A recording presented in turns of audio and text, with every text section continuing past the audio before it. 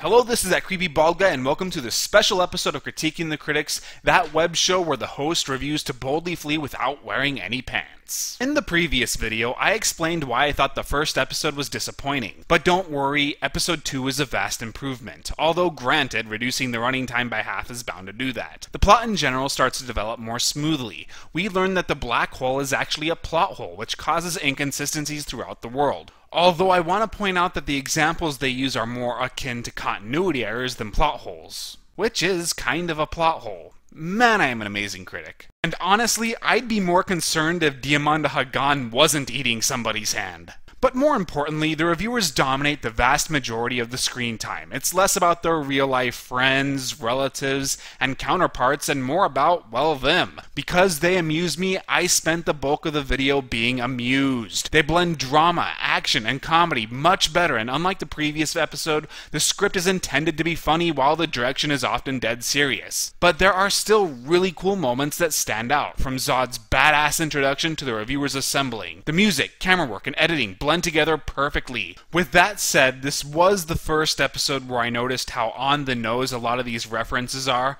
which raises the question of what is the difference between homage and plagiarism? Well, in my experience, the differences are actually quite obvious. If you like it, it's homage. If you don't like it, it's plagiarism. Really, it all comes down to that. So yeah, I also think a lot of the references were overdone, but I still enjoyed the episode and I'd give it a 7 out of 10, which means good. But does the next one continue to maintain this level of quality? Episode 3 is actually even better. Its narrative is more relaxed. Instead of focusing on the plot, it becomes more about the characters, although yes, some of their actions do affect the story. What's awesome is that everyone has a moment where they are allowed to shine. Even Mars Girl gets a line that isn't bland exposition. It definitely has more drama than the previous 2 parts, but it's much more moving this time around. I was surprised that the weaker love triangle between the Nostalgia Chick, Todd, and Lupa didn't totally suck, and these more introspective moments are broken up with bits of comedy. You get my back, and I'll get yours. Deal? Oh, that is so decay. Plus, there's much more homoeroticism. My only complaint is this joke. Oh, I won't tell you who the traitor is or when he'll attack, but he's close, real close! The critic will die before these eyes, and he'll know that it is I, General Ferdinand von Terl, who encompasses his doom!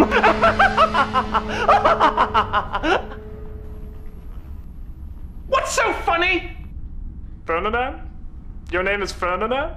It was well executed, but once again, didn't I hear something similar in Robin Hood Men in Tights? If this is a reference, it should be noted that I don't see the point of referencing jokes from other comedies in your comedy. But maybe it's a coincidence, or accidental plagiarism, every writer's worst nightmare. Or maybe I'm just being too harsh, you have to decide for yourself. Still, 9 out of 10, it was great. I have a love-hate relationship with episode 4. On one hand, it has some of the best gags. I liked the reactionary humor. There's a lot of goofy facial expressions that just clicked with me. Benzai has a great cameo. This is where the special effects really start coming into play, and I've always found it odd trying to critique these kinds of visuals. The effects are technically bad, but they're also the most advanced I've ever seen in anything involving video reviewers. They're impressive considering the limited resources. I like the interiors of the ship too, very Star Trek-y. They break new ground here, and that is what really matters. On the other hand, it also contains some of the most annoying moments, and the editing is uneven. I love the chaotic nature of this episode, where everything is going wrong for all sides really quickly. It provides lots of comedic tension, but many scenes seriously needed to be cut down. The action in the dread sequence, for example, is pretty good, showcasing some really cool effects. But that whole segment could have been chopped in half. Same with Phaelus' overlong death. And once again, why are they cosplaying? This time it has nothing to do with the rest of the story. So I liked how the episode was edited as a whole, but not in parts? Does that make sense? Anyway, I'd give it a 7 out of 10, but what about episode 5? Episode 5 is a bit of a step down. It's much slower than the previous 2 entries, although at least it is more tolerable than the first one. It pays a little more attention to the Mechakara subplot, the corruption of the cinema snob, and Filmbrain's failed attempts at seducing the critic.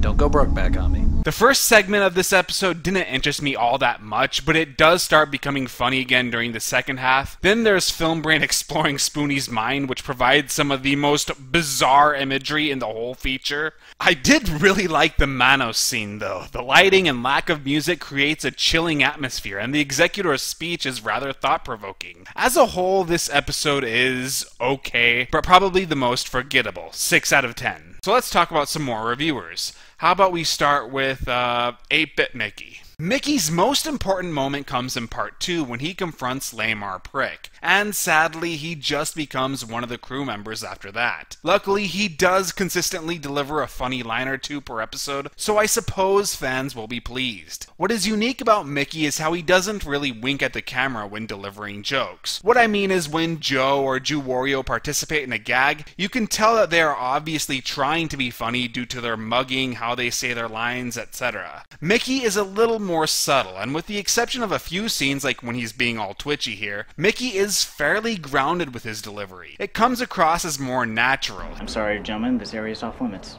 Says who? Section 6. Wait, we're Section 6. Then you should know. What district you from? District 9? That's a movie. 12. That's Zimbabwe. So? So you're a white man with an Italian Jew fro living in the African jungle? You racist? Sir, get out of the way. Look, gentlemen.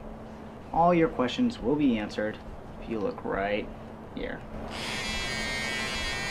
That's a vibrator. Go fuckers. That's again. He can say or do something amusing, but also play it straight, too. I'm not saying that he's better than the others, it's just a matter of preference, and I'm cool with all styles of acting as long as they make me laugh. Let's move on to the other triangle. The Nostalgia Chick maintains a healthy stream of importance throughout the whole project, even though her primary purpose revolves around the love triangle. This is the first time in any of the anniversaries where Lindsay actually showcases a personality without cosplaying as another character. She stood out when she did her Sarah Palin and R1 impersonations, but as herself, she was sort of bland. Just watch her earlier scenes in Kick-Assia, where it really looks like she is in dire need of coffee. But here, she's more lively and entertaining. I, on the other hand, completely respect your need to hide your poor broken soul. What? You just need someone to help you lower your defenses. Someone to understand you. Someone who loves a project. Mystery is sexy. Oh God, let me fix you. When she's brainwashed by Mechakara, she is rather robotic, though. Being literally robotic in the story is not an excuse for being robotic in the movie. Yeah, I am such an amazing critic that if that doesn't make sense to you, then... You know, let's just go ahead and move on. I can't tell if Todd in the Shadows has improved since Suburban Nights, or if it only seems that way because he's allowed to do more. He isn't as relevant as the Nostalgia Chick or Lupa, but plays his part well. The joke is that he's supposed to be the dark, mysterious, low-key cool guy, but he's not. Okay. But I'm only doing this for you. Thank you.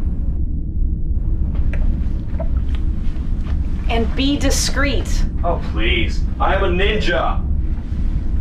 Hey! Cara! Nostalgia Chick! Are you doing anything suspicious or evil in there? He pulls this act off well, and I liked how he could be both deadpan and animated at once. Obscurus Lupa has definitely gotten better. While she was acceptable in Suburban Nights, Lupa's acting has always been uneven to me, which really only bothered me in crossovers. She's clearly meant to be deadpan, and it works when she's reviewing stuff, but that level of deadpan is hard to maintain. Sometimes you can come across as boring, in which you will try to overcompensate, and boring evolves into full-blown bad acting. Luckily, for To Boldly Flee, she has either mastered it, or Doug directed her so efficiently that she never comes across as bland or annoying. She uses deadpan as it's meant to be used. Good job. Although she does unfortunately have to share the most retarded joke in the entire movie. What is it? We have a saboteur on board. A tiger? Not a saber tooth, you idiot! A traitor! But this one makes me sad. I thought Phaelus was great in Kickassia and Suburban Nights, but I could not stand him in To Boldly Flee. To be fair, it's not all his fault. His running gag is his red shirt, so he has the tendency to die. Oh, it's amusing at first, but they beat this gag into you so much that you start praying he doesn't come back to life. It's also not even introduced until like part 4, which was way too late. Furthermore, was it just me or was he written as incompetent and petty, whereas he was the man of reason in Kickassia?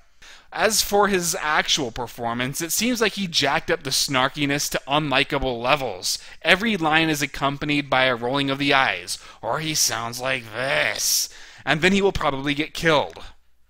Alright, are you sure this isn't gonna hurt? Oh, of course not. Because it looks like it's gonna hurt! Oh, no, it'll be like ripping off a Band-Aid with a saw.